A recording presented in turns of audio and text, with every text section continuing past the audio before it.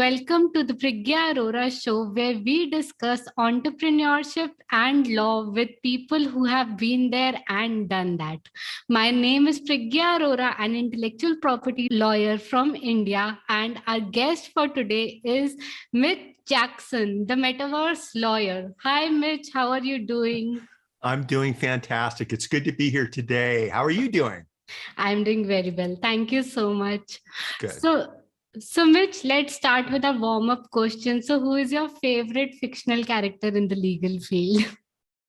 In the legal field, well, I will tell you there's something special about watching. I'm a trial lawyer, and I've been practicing for 35 years. Watching Tom Cruise cross-examine Jack Nicholson, you can't handle the truth. I got to tell you, every time I see that, it gives me goosebumps. But as the father of a third-year female trial lawyer, and I'm married to a lawyer who I met in law school, we're big fans of the movie Legally Blonde. Wow. So two contrasting versions of what it is to be a lawyer, right? Awesome. And how do you think that, is this correct, what they show us in the movies and on the television? Is it what now? Is it what? Is it real? Like, how would you tell us that? Is it real or not? What do you think? What do you think? You tell me. What's been your experience? I'll tell you what I get a kick out of is, and I'm sorry, it's 9 a.m. here in Southern California, so I'm still sipping on my coffee and waking up. You know what's interesting is I get a kick out of something happening on television or in a movie, and within 45 minutes, they're already in a trial, finishing things up. Yeah. So I think from a speed standpoint, it's funny how quickly things happen on television and in the movies. Also, the lawyers on television and in the movies, they're actors. They're repeating a script. Nobody is that good in real life. Correct. Right. And so those are the two things that kind of jump out at me. Just being a first generation lawyer, I didn't grow up around lawyers. Yeah. So it's like, what's it really going to be like? Is it what I'm watching on television? And those are the two takeaways. It's a lot faster on television and nobody's that good in real life. Yes. You might be. No, absolutely. So when we go out for movies with friends, and especially a movie which is related to some lawyer, they'll ask, Priggya, is this real? Do you speak like this in courts? I said, no, not even close. I know. But we have to give ourselves permission to be ourselves. And I think once we show our human side in the courtroom, that's where juries start to develop rapport and they start to know, like, and trust us. Yeah. And once you give yourself permission where you don't have to speak in clear and concise sentences, it's okay if you use the wrong words every now and then. What's important is the message that you're conveying. Correct. And once I figured that out after my second or third jury trial, everything started clicking and coming together, and it started to become a lot of fun. Awesome. So Mitch, as we say that the best way to touch a human heart is a story. So would you like to share your story with all of us? My personal story? Yeah. How did you become the person you are today? Oh my goodness gracious. Well, I'm gonna share the Reader's Digest or condensed version, but I grew up on a guest ranch in Tucson, Arizona, where people would come from all over the world and play cowboy or cowgirl, ride horses, swim, and just lay out by the pool. And so we had a lot of very well-known famous people come to the ranch, people like Walt Disney, Rock Hudson, who was a movie star, John Wayne. And I watched my mom and dad interact with all of these amazing people. And I thought that's what I wanted to do, was be in the resort industry and hotel industry. A neighbor up the street who I used to do a lot of scuba diving with down in Mexico was an assistant district attorney in Tucson, Arizona. And I used to listen to Fred's trial war stories. And it was fascinating. And I thought to myself, that's something I would really like to do. And so fast forward, that's what I ended up doing. Started my practice here in Southern California with one client, not knowing anybody in town. If you're familiar with Southern California, we have one of the largest legal bar associations in the country. So there was a lot of competition. Started trying cases immediately and never looked back. And it's really been a very fulfilling and rewarding career. I'm even more excited today about being a lawyer because of the things we're going to be talking about, the metaverse, Web3, all of the new technology, I'm more excited today about being a lawyer than I ever have been in my life. And you're not going to meet many lawyers that have been practicing 35 years that feel that way. It's Correct. actually just the opposite. Correct. I'm done. I don't want to do this anymore. I'm just the opposite. I'm all in. And I hope I have another 30 years or so to really enjoy all the excitement that lays in front of us, both of us. Great, Mitch. This is so inspiring. Like I always say, being a lawyer, it's our duty to keep learning in life and keep exploring whatever new stuff is coming. And as technology develops, we have to develop our laws and we have to be ready with it. So thank you. We really do. Yeah, definitely. So Mitch, as you just shared that you are a first generation lawyer, so I just wanted to ask you that, was it difficult? Do you think that being a first generation lawyer is difficult and coming from a lawyer family is helpful in this career or not?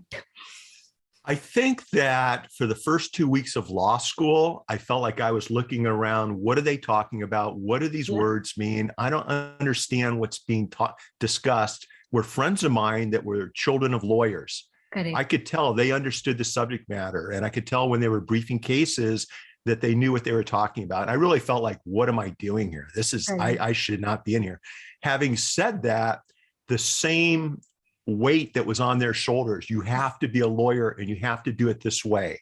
And this is the way you open up a practice. This is the way you argue a case. This is the way you represent a client. I wasn't burdened with all of those predisposed, expectations or rules and regulations. And so I think being a first generation lawyer allowed me to kind of approach the practice of law through a different lens and to do things different than everyone else in town. So in a way, it really helped me expedite my career, build my brand, and get some of the results that we are able to get in court because I try my cases a little bit differently than other lawyers. And I think all of those things happen because I was a first generation lawyer. So I think it just depends on your mindset, and you got to take the tools and own them and make them your own. Absolutely, so inspiring, because I am also a first generation lawyer and I do not have a single person in my life that I knew had done law before me. So it was is it like what you thought it would be like? So for me, no, it was very different. So I come from an engineering background and I did law after engineering. So as it is for me, it was a completely new field, and seeing people around who know what court is, how jury works, how court works. And I used to feel scared at that time. Oh my God, what will happen? How would I, pull up? And as you said that we find our own way, and probably, this interesting stuff, this is a little different from what lawyers generally do. So I enjoy doing intellectual property and I enjoy doing speaking to people. It's fun. I actually started my practice out of the back of my car and played basketball at Laguna Beach, California, on the sand next to the ocean all day long. Nobody told me, well, you have to spend a lot of money and lease out an office and be that lawyer, which to me didn't make sense. I didn't have any clients. How would I pay for my monthly overhead? I'd rather be playing basketball and networking with the guys on the court. Yes. These were all my first clients, and they're like, Mitch, when you pass the bar, I need a lawyer. When you pass the bar, I'm starting up a new company. And so I started that way, and I shared office space and used my friends' conference rooms to meet with clients. And I was able to start my practice off without a lot of overhead and with a lot of enthusiasm and excitement and a lot of smiles. And that goes a long way, I think, as a lawyer. I think lawyers that figure out, embrace your human side, be a human being first, treat others with respect, tell stories, respect other people's positions. When you do that, people start to like you, people start to believe in you. And if you're standing in front of a jury and they don't want to be there, they don't like lawyers, they want to be home with their families or at work making money. But if they know you're the lawyer in the courtroom who cares and who is being genuine and real and honest with them and really there for the right reasons, they're going to go to bat for you. They're going to go to bat for your client. And so these are all things I think I picked up as a first generation lawyer that I might not have picked up as a second or third generation lawyer. I don't want to generalize, but looking around at all my friends 3 decades later, that's what I've noticed. They did things the traditional way. I did things a completely different way, and I like the end result very, very much. It's been a fun journey. So, Mitch, I just an incident just came into my mind that when I used to go in the physical courtroom a few years ago, so I think people used to consider me as crazy. She's doing something different. She doesn't know how to handle stuff, like in my initial days of career. So has it happened with you as well? Like you have to behave in a certain way while you are in a courtroom? Absolutely, we have to follow the norms of the court. We are not going against it, but taking the perspective, like a happy person coming in the courtroom and rest of the people maybe not so happy, or having a different perspective when a lawyer enters. Right. No, that's a great question. So I try to be positive, but if it's a serious case, if I'm representing a company where this verdict is going to determine whether or not this company continues to exist, or I'm representing a family who has lost a 16-year-old son in a wrongful death jet skiing accident, I don't bounce into court with a big smile on my face. I'm serious, but I'm professional. I'm kind to opposing counsel. I'm kind to the clerk, to the court staff, and always respectful to the judge. When the jury comes in and out, my client and I will stand, we'll follow the court protocol, and I will be appropriately professional, appropriately entertaining, because it's all about storytelling, regardless of the case, serious case, silly case, boring breach of contract case. It all comes down to the story that we tell. And so I try to make sure that I channel my inner Mitch with the issues and the facts and the evidence and the personalities of the other witnesses and parties in the case, and try to balance all of that. So at the end of the week, or at the end of 2 weeks, the jury has found the experience interesting, rewarding, meaningful, and sometimes even entertaining. And that's kind of the way I approach jury trials. But it's been a challenge. You learn something new every single day, right? This is not, for all the young lawyers listening to this, those first 5 or 10 trials were nerve-wracking. I mean, every time you're sitting on the wrong end of counsel table, or you're saying the wrong thing in front of a jury, or you don't have your paperwork filed the way you thought this judge wanted the paperwork filed, but you learn. You learn from the unexpected results. They're not failures, they're unexpected results. And I think the successful lawyers and business owners and entrepreneurs are the ones that take those unexpected results, they tweak it a little bit, they learn from them, and then they move forward. And I think that applies to being a trial lawyer also. Awesome. I love the way how you put it, learn from the unexpected results, because we consider them as failures, and probably sometimes we just become so down that, oh my God, we have faced a failure, but it was just an unexpected outcome, and we can probably change that. We're trying a case in front of 12 people we've never met before. And so there's a lot of risk involved. You don't know where everyone's coming from, whether it's political or from the legal side of things. So there's only so much you can have control over. And I think you need to appreciate that. And it takes the pressure off of you. And if the pressure's off of you, guess what? You can perform in a much more effective and professional fashion, and get the results that your client's looking for. So I'm glad I'm not the only one that's experienced that. Yeah. So Mitch, you have been a litigator for almost 4 decades now, reaching 4 decades now. So what do you think that you must, like at that point, it was a correct decision to be a litigator, or probably you must have thought that, was it that you wanted to explore something else and you say, no, being a litigator was not that good, I must have explored this. So how are your thoughts in the present day? Ooh, so if I could go back and do it all over again, I rode and raced motocross for 38 years. You know what motocross is, supercross and motocross. And if I had to do it all over again, I would have pursued a career as a professional motocross racer. I mean, I really would have. I would have gone all in my mid to early 20s and just gotten that out of my system, because now I'm too old to do it. And when I fall and I crash, it hurts. Back then, you just bounce back up, dust the dirt off of your sleeve, and you jump back on your dirt bike. Being a lawyer, being a litigator and trial lawyer, best decision I have ever made. And the reason I became a lawyer was to take on the bullies in the world, was to hold wrongdoers accountable, to equal the playing field between an individual who's been wronged by a large company, for example. Sometimes it's a large company that's been harmed by an individual. But I like having the power to go into court and to right that wrong, to hold companies accountable who put profits over people. I can't think of anything better when it comes to representing families whose equal rights have been violated, or whose freedom of speech here in the United States, has been stepped upon. There's nothing better than being a litigator and trial lawyer. I'm so glad I selected this as my occupation, as my profession, other than being a professional motocross racer.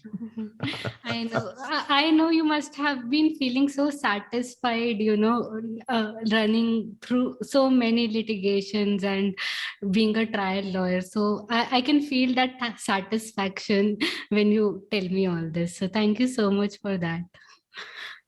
So now, Mitch, coming to your favorite topic, and the topic which we love listening to from you, the metaverse. So let us now discuss something about metaverse and laws. So yeah, how would you like to start? Well, I'd like to start. It's funny that that's the way you look at me, because it almost takes, and I appreciate that, but it takes the last 34 years of my life. Okay, you did that. Let's put that aside. For the last year of your life, all you've been talking about is the metaverse and Web3. Yes. And that's how we know each other. Correct. I get that, but I'm also embracing that, because I don't think there's anything more exciting, more game-changing, something that's going to change society, our cultures, bring us together as a world. There's nothing that's come along like Web3 and the metaverse. It's going to have a greater impact on our world than the printing press that was invented back in the 1400s. It's going to have a greater impact on our world than the invention of electricity, the invention of the internet. This isn't an app. This is a concept. It's a new technology. And people think of the metaverse as, for example, Facebook or Meta's metaverse, or the Matrix, this virtual world. Good. That's not what we're talking about. What we're talking about is technology that allows us to take, especially in business, our business offices and roll out a division in a virtual world, or maybe what the products and services that we sell in real life, and make those available in a virtual world 24/7 around the world. Mm-hmm. There are thousands, and there are tens of thousands of companies that are involved in building and supporting metaverse technologies. When I talk about metaverse, I'm not even talking about Facebook. Yes. I'm talking about those other 10,000 companies. Mm-hmm. Facebook's one of many. Yes, they're putting billions of dollars into it, but it's bigger than Facebook. It's bigger than Meta. And so for me, that's why I'm so excited. I was around before the internet. I was around when a fax machine was the latest technology in a law firm. Okay. So I'm looking at this from a different perspective. I'm the guy that walked into a courtroom with a laptop back in the late 80s. And during the morning break, I was setting it up to do, it was before PowerPoint, but it was going to be a PowerPoint type of presentation during my opening statement. And the judge stopped me. He said, Mitch, Mr. Jackson, what are you doing? And I explained what a laptop was. And what are you going to do with this? And I explained, and the judge said, not in my courtroom. You're not doing that in my courtroom, right? And so fast forward to today, every lawyer's got some type of technology, multiple technical devices in their courtroom trials. Well, I see the same thing happening with the metaverse and virtual reality and Web3, with blockchain, with smart contracts, with you and I being able to be in the same room with each other, or with clients, or in front of an audience of 1,000 in our avatars, where it's your face, your image, AI'd onto an avatar body. I feel like I'm standing in the same room with you. And it's something that's changing everything. So I encourage everyone that hasn't, that's watched this interview up until now, or is listening to us on a podcast, find, grab, get a headset, and definitely spend 10 or 20 hours in the metaverses that we're going to discuss. It's going to blow your mind. It's going to change your perspective on everything.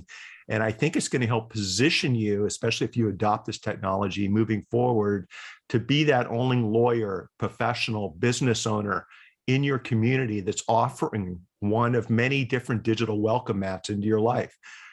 Email, Zoom, phones, snail mail, or a virtual reality office space or shop. That's why I'm so excited about this technology. It's changing everything. Awesome.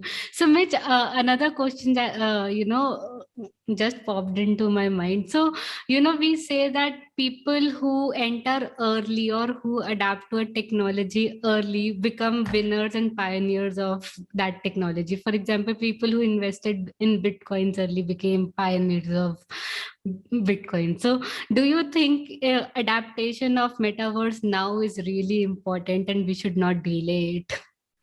I think it's very important. And for those of you who haven't done so yet, you're not late. We are so early in this technology that you may feel that you're behind the ball on this, but you're not. Whether you do it today, next week, or towards the end of the year, start getting comfortable with this type of technology. There is an advantage to being early. It allows you to understand how these platforms work. It allows you to build your brand and have your voice, your professional voice, rise above all the digital noise. There's a downside to being early. The downside to being early is you're going to make some mistakes. Correct. You're going to spend a lot of time building out a presence on platforms that may not be around in a year from now. Yes. But what you'll learn is the foundation. You'll learn what to do and what not to do. Every social media platform that I build a presence out that's no longer around, I learned from that experience. I learned how to communicate and look at the webcam when I'm speaking. I learned how to use my hands during live videos to add, an additional flavor or layer of communication to what we're saying. Even though those platforms aren't around anymore, it's allowed me to be better and do better with the next platform. I think for early users of the metaverse, you're going to figure out, you're going to know exactly what I'm talking about. You're going to understand how to dress an avatar, how to present in front of a group, and which platforms are good for you and which platforms are not a good fit. Not every platform is a good fit for you or for me. And so I think there's a huge advantage, but grow some thick skin, because you're going to get people criticizing you, pointing fingers at you, calling you out when you make a mistake. And you need to have the personality where, it's okay, because I'm doing something that you're either unwilling to do, you're not smart enough to figure out to do it yourself, or you're afraid to do it. And all three of those things have nothing to do with my life. Life's too short. You got to hit the ground running. You got to embrace these opportunities. And when it comes to Metaverse and Web3, you have to understand that this is, whether we like it or not, this is the future. Absolutely. And I want to be driving the car. I don't want to be in the back seat as a passenger. So that's just me. Absolutely. Mitch, this is so true, because when internet came, I was an early adapter of internet, and there were no computers at that time at our home, and we used to have a big computer to use. So at that point, everybody, like my peers and everybody, they used to say, "Oh my God, what are you doing? What do you keep doing inside your room throughout the day, learning stuff? Are you crazy? Like, how can someone spend so much time on a machine?" Right. But now see, everybody is stuck with their screens in front of them, and they are finding a way out. Or this, right? Yeah. Or something like this. And I think what we're going to see is this type of technology, which is wireless. Everything's built in. This is the Oculus Quest 2. This is the device that I'm recommending a lot of people get. It's inexpensive. This is an elite strap. This is an extra $40 head strap that's about 80% more comfortable than the strap that comes with the Oculus Quest. It's also quickly adjustable. Wow. It adjusts very fast. So if you have other people in your company or in your family it's just the way to go. But having said that, what I see happening in the next 3 to 5 years will be similar to you and I just putting on, these are my computer glasses, Yes. something like this, and the same experience that we'll get through our Oculus will happen with something like this, okay?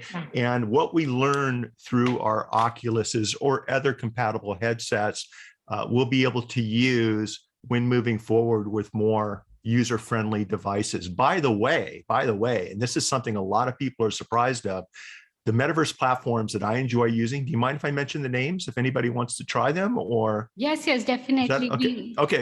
Okay, because I have no financial interest in any of these companies, but they're the ones that I'm using as a professional, as a lawyer. I think they present the client with a great first impression, beautiful graphics. It doesn't look like you're in a cartoon. It looks like we're in the same room together. Spatial.io, engagevr.io, Horizon Workrooms. These are all platforms that allow you to use your headset if you want to, but you can also use your tablet, your laptop, or your desktop to participate in these platforms and to meet clients, or if you're a client, to meet with a lawyer, a CPA, a doctor. And so I think the platforms that allow the user the opportunity to use whatever device they want to use to participate and enjoy, the benefits of these platforms. I think those are the metaverses or microverses that are setting themselves up for long-term success, at least until everyone is comfortable with something like this, and then it's a no-brainer. Awesome.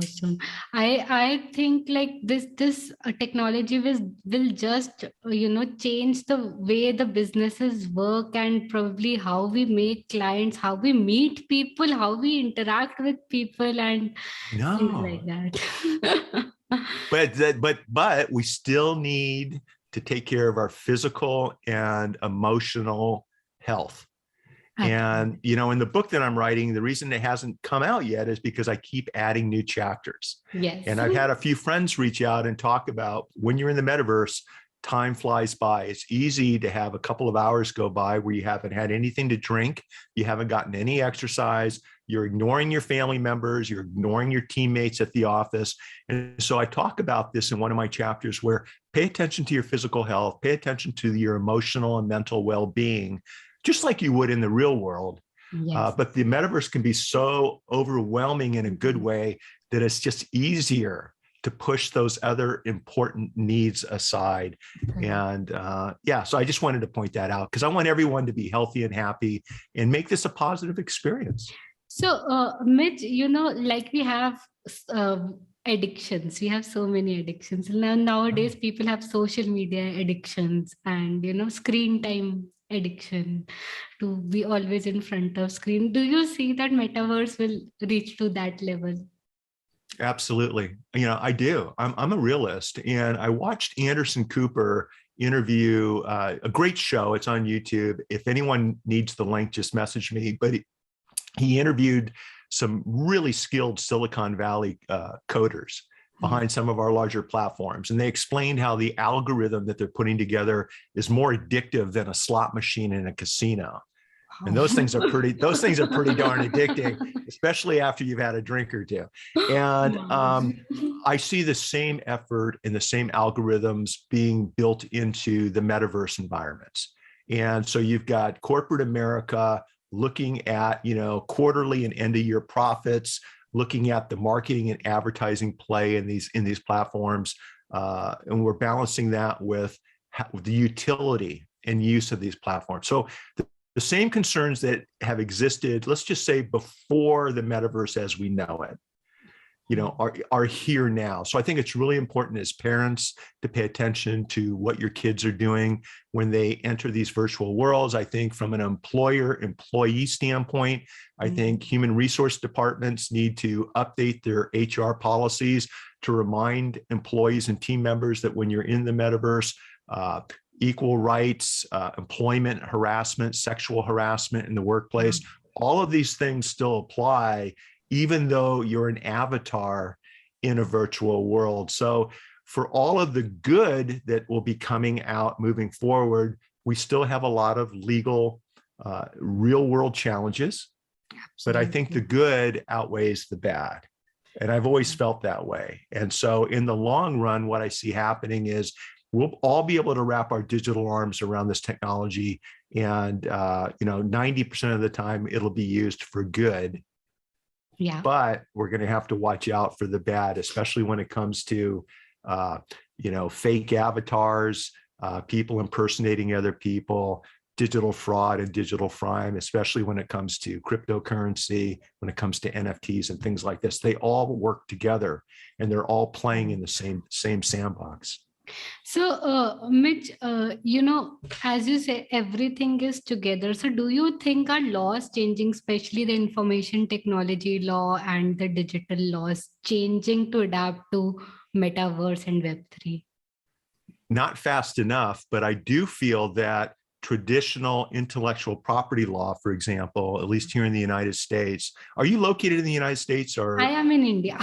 Okay, I didn't want to mention, okay, so you are in India. Okay, I was trying to respect your privacy, okay? And that's what I'm trying to say is we need to be aware of, just because I'm comfortable doing something, you may not be comfortable doing something. And that applies to the internet, all right, in the metaverse.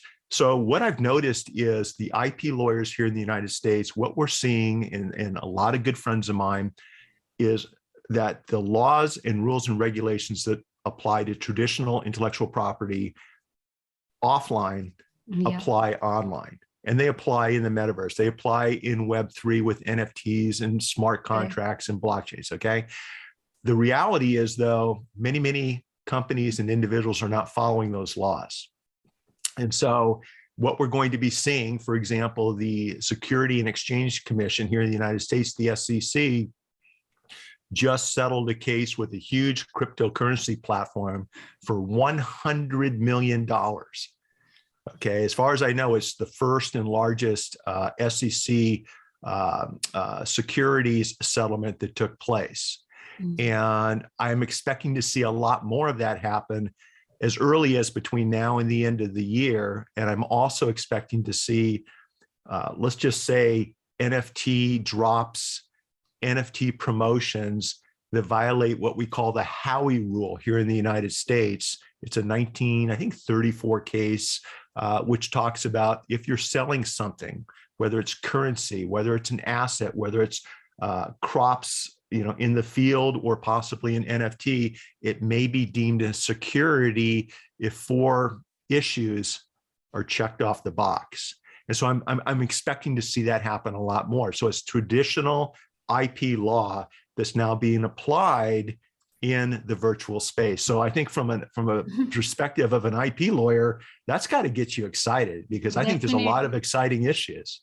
So and even if we do not consider metaverse and we see technology as a whole, so being IP laws are so specific to every country. For example, especially I keep taking examples of IoT where devices are placed, probably servers are placed in many different countries. And it's so difficult at the time of infringement to prove where the infringement would happen, in which country it would happen, because of placement of technology and devices throughout the world.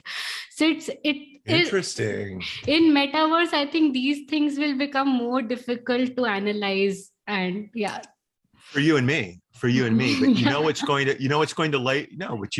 to create a level playing field will be artificial intelligence. There'll be AI platforms and services that will be able to, within seconds, get these answers over to us. I was on a show with Peter Diamandis for the Wall Street Journal, and he's one of our leading scientists, physicians, explorers on the planet. And what Peter was telling me is, he goes, and this is 5 years ago, he goes, Mitch, let me just share this thought with you. In the not too distant future, I'm going to be hiring that AI robot that's won the last 999 cases in a row.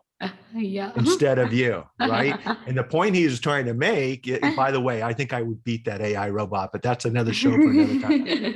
But what he was trying to say is everything you just said comes down to data and figuring out and putting this data together. And as AI gets better, I think lawyers will be able to tap into AI technologies without the metaverse or within the metaverse and get the answers to these questions. So you can run, but you can't hide. Eventually, everything will be on the blockchain. Yes. And if it's on the blockchain, what that means, everyone, is that it's open to public scrutiny. We can all, if you know how to do it, see who's doing what, how many times, spending how much money in what different locations because of the blockchain. So I think that these are the trends that I'm seeing as a lawyer. And I think lawyers that get familiar with these trends and start learning how these trends work and start associating themselves like I am with you right now. I feel like I now have a lawyer in India who knows IP, so that if I have a question on your side of the world, I can ping you on LinkedIn and we can have a 10-minute conversation. And I hope you know I'm always here for you too. Yes, definitely. In Southern California. So this is the way things are progressing. When I started practicing law, this would never happen. Yeah. I'd have to fly to India, right? And it's expensive. You're away from your family. You're not handling your files because you're on the other side of the world. So this is what I'm trying to say is as soon as we wrap our minds around how we can use this technology to help others and to make the world a better place, it's like, oh my goodness, I get so excited about this stuff. I'm going to have to tighten my seatbelt here because I get all worked up about this stuff. So, I keep saying the best time to start business is now because it's so easy. We can network so easily. We can get to know people so easily. And I think not too long ago, we used to travel around the world to get even one single client. It was, I think, hardly 2-3 years ago before. I think COVID has made it so easier for all of us to interact. So there are some good side of pandemic as well. Oh, absolutely. Well, you know what else, though, is it's interesting because COVID has also created a new consumer expectation. Correct. The consumers, as you well know, but people don't think about this. They're okay with us communicating on a Zoom or in a metaverse space now. Yes. They're okay with us doing everything we want to do from our phones, so they don't have to travel. Yes. They can social distance. They can stay. People like to be home in their pajamas. Yes. And if they can buy our products and services and meet with us as lawyers while they're home on their couch in their pajama, and everybody's okay with that, including the judge, including opposing counsel, that's the way the human mind works. And so I think this is this is the coming together of many different things because of the pandemic. Technology with 5G. A lot of what we're doing was never possible before because we didn't have 5G. A lot of what we're doing now wasn't possible before because the consumer and the professional weren't comfortable with doing this. When COVID hit, I was getting phone calls from other lawyers. Mitch, what's this Zoom thing? Is this like a phone call on the internet? Right? And before COVID, the legal sector was the legal industry was at the bottom of 17 major technology sectors. 2 years later, we're at the top or towards the top of all 17 sectors.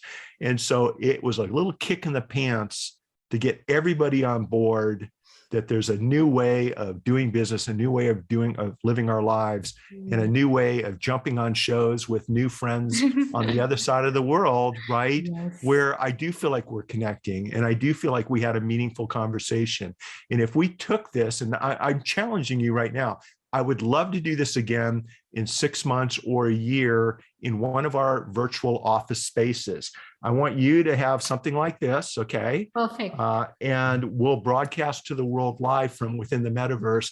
And I think you'll agree with me that it'll be a very, very realistic, almost professionally intimate type of interaction. It's like we're sitting across the table from each other having a conversation. So when you're ready to do that, I want you to message me and we'll put a show together and we'll share it with the world. Okay. So Mitch, what I'm doing right now is probably I'll set up a date in my calendar 6 months from now so that I get a reminder that I have to do a show with you on Metaverse, and I am going to reach out to you again with this clip and an invitation.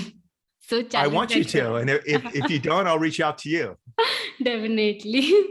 So thank you so much. And now coming back to you, I know we are short of time, so I want to quickly do a rapid fire round with you. So we have 5 or 10 minutes, so don't worry about it. Yeah. So 3 things you are grateful for. Ooh, I am grateful for my health, because without my health, I don't think I could be the type of father and husband that I hopefully am to my family. So that's number two. I'm grateful for my family. And number three, I'm grateful for the way I grew up. And although I didn't grow up in a family that had a lot of money, I grew up with a family that had a lot, that was exposed to a lot of opportunities. And so I those are the three things: my health, my family, and the way I grew up. I think it really helped define who I am as an individual. Awesome. And now, two traits you think are useful for anyone in the legal career. To do what now? Two traits or habits. Oh, I would say develop the habit of not taking everything so personal. Wow. Okay. When things happen, someone else might be having a bad day and they're taking it out on you. Yes. When things happen, maybe it's because of a judge or a jury that it's beyond your control. So I would say, number one, don't take things so darn personally. Number two, don't be afraid. And a lot of people aren't going to want to hear this. Don't be afraid to outwork and out hustle the other side. Yeah. You can do it in a smart way. That doesn't mean killing yourself in your job or your profession, but it may mean getting up earlier than everyone else and going to bed later than everyone else to learn about the metaverse, to learn about Web3, to learn how to use Zoom, to learn how to build a virtual office space. And, don't be afraid to put in the time. There's no such thing as overnight success. When I try a case and young trial lawyers watch me in a closing argument, how did you know how to push that issue? How did you know that juror was going to be the jury foreperson controlling the conversation back in the room, which, it's just an educated guess. And I'll tell them, there's no pill, there's no app. It came from 20 years of doing this, 25 or 30 years of doing this. So put in the time and put in the effort. Great question. And now the last I want one. more like that. Those are good questions. This is fun. One aspiration you have for the future. Ooh, you know what? My aspirations right now, and it's kind of a shameless plug, but right now I'm all about making sure my kids, my two adult children, have all the opportunities that, let's just say, they've worked so hard for. Both of my kids worked hard in school, good grades, good human beings. My daughter's a third-year lawyer at Shepherd Mullen in Century City. She enjoys practicing law for a big firm. My son's in his last semester at the University of Southern California Marshall School of Business. And 2 weeks ago, Garrett and I started a Metaverse and Web3 consulting company. And it's called Maneuver, Maneuver. And what we're doing is we're helping traditional companies maneuver or transition into the metaverse. And so what I want to see happen is I want to see my daughter continue to enjoy the practice of law. And when things open back up, get into court and start trying cases, because she's going to be very, very good. She's 27 and I've never won an argument with her since day one. So she's very, very good. I want to see with my son, because he absolutely, he and his friends are excited about what you and I are talking about. And I want to see him take this new company and turn it into a global dominant agency and media company, like I know he's going to. And I'm going to be there for him and help him every step of the way if he wants me to. So that's what I'd like to see moving forward. It's not about me. It's not about Lisa. It's about the kids. Awesome. Just so inspiring. How about you? How about you moving forward? What's your biggest aspiration? My biggest aspiration. So I know, I don't know how to put it. People these days are not happy. Right. So, especially lawyers, because I am in lawyer community. So I would, like, from the bottom of my heart, I want to spread happiness in lives of people. And I want people who are in not so good jobs and, struggling and hustling and, and they feel like this is the way the life is. And we can't do anything about it. I just want them to come out from their shells and try something new, something fun, maybe legal entrepreneurship, maybe something else. So I'm a full-time IP lawyer and I do this stuff just because of the interest I have. And I feel happy about it. Me too. I mean, I love interviewing people that have nothing to do with the legal industry, but they're disrupting industries. They're creating positive global change, and I love just meeting them. Yes. I love meeting you. This has just been so much fun, and I'm here for you. If there's anything I can do to help promote what you want to have happen, to share different fun ways that people can get out of a rut and maybe give themselves permission to have a little bit of confidence to take that next step. Books like Think and Grow Rich, books like, there's so many good books out there outside of the legal sectors that I think we can all read and learn from to be better human beings. So let's continue to work together and make the world a better place. I would love to do that. Thank you so much, Mitch. And now, to conclude, I would like to ask you that what are the key takeaways that you want to give to our audience as a whole?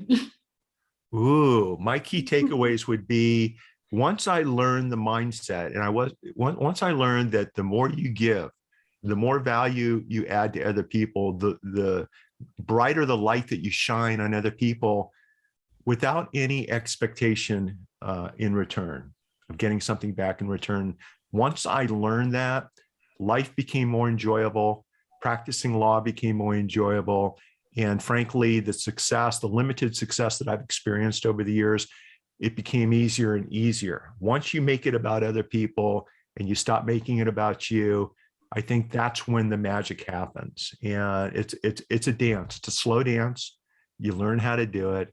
But I think once I figured that out, everything came together and I became a happier human being. And if you're a happy and healthy human being, guess what? You can help more people and you can do what you want to do. So it's so true. And thank you so much for sharing that. If we throw light on other people, what generally happens is those people throw light on us back. So it happens. Yeah, it's natural. Like, if you help me, I would love to help you, and I'll die to help you. So it's like, the more number of people you help, the more number of people are there to cheer you up when you are down. So I think that is really, really important. So thank you so much, Mitch, for your time and for being on the show. I just love the conversation we had. That makes two of us. It was my pleasure. And I do want to do this again with you in the metaverse. Reach out. Let's stay in touch. In between, and the next time we chat, enjoy the journey and never stop making each day your masterpiece. Thanks, everyone. Take care. Thank you. All right. Hey there. Thank you for attending today's session. If you enjoyed today's session, do follow our channel and consider sharing it with a friend. My name is Priggya Arora, daughter of inspiring parents, alumna of IIT Kharagpur, engineer turned lawyer and entrepreneur, and now founder of PA Legal, where we help creators and innovators protect their intellectual property. Thank you.